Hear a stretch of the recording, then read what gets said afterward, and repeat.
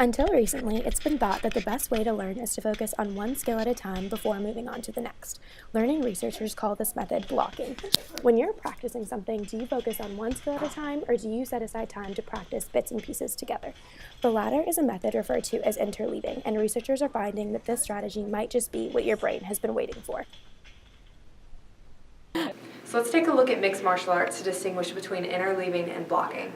When Ronda Rousey first started off her athletic career as an MMA fighter, do you think she just practiced jabs before she even thought about practicing a cross? No, she practiced jabs, cross, hooks, roundhouse kicks, and mixed in a little bit of groundwork to become a more well-rounded fighter. Over time, yeah, she practiced some things more than others, but if you think about it, she's using interleaving in her athletic career. So how does interleaved practice work? Working on the same types of skills simultaneously forces the brain to differentiate between them and to work harder. Mixing it up leads to better retention. When you only practice one skill over and over, your brain learns what is coming next and doesn't work as hard. Your brain wants to interleave, so let it. Let's apply this to our academics. In coming to college and becoming efficient studiers, it is crucial to try new strategies. When incorporating interleaving to your study process, here are 4 tips to remember. Alright. Make sure the skills you interleave are related somehow. So if you're studying French, practice vocabulary for 15 minutes, grammar for 15 minutes, and then pronunciation for 15 minutes, and you can circle back to the first skill. Mix in old material with new material. By reviewing both old and new material together, you're more likely to remember it weeks or even months later. Use interleaving with other strategies, so go and test yourself before you study.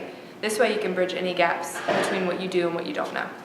Change up your study environment. By changing your environment, your brain is forced to retrieve information in different places and therefore see the information as more useful to remember long term. Don't get discouraged if you don't see results immediately. This strategy is certainly most useful in the long term, and by starting the process now, you're already improving your study process by a lot.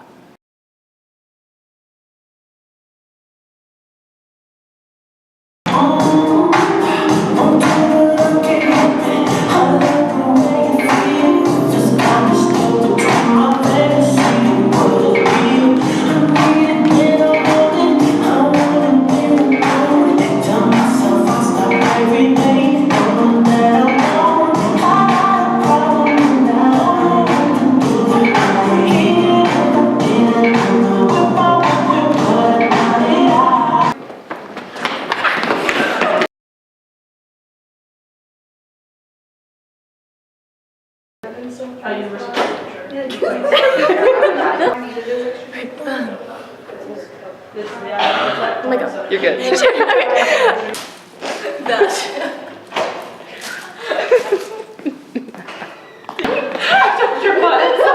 I didn't feel like I almost do the boob.